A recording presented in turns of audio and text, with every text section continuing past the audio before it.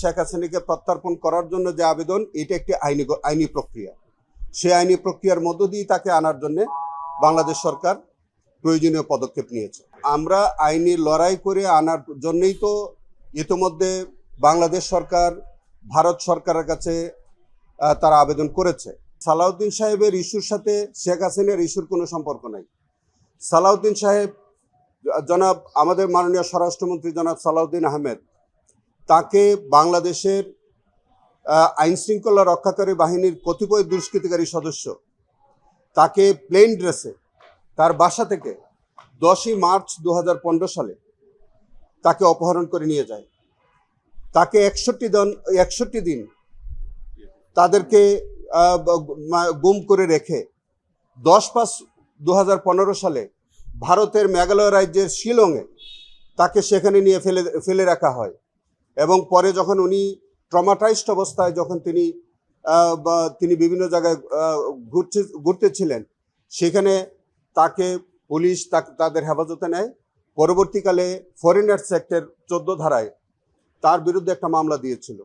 সেই মামলায় তিনি প্রমাণ করতে পেরেছিলেন যে বাংলাদেশের কিছু অসাধু, কিছু দুষ্কৃতিকারী আইনশৃঙ্খলা বাহিনীর সদস্য তাকে তুলে নিয়ে ভারতে তাকে ফেলে রাখা হয়।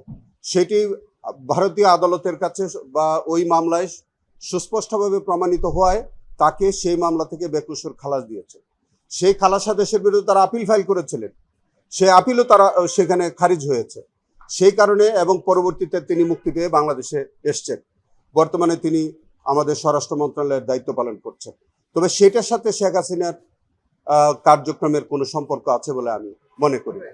আমরা শেখ হাসিনা কি স্ট্যাটাসে ওখানে আছেন এটি কিন্তু আমরা ক্লিয়ার এখন পর্যন্ত জানি না।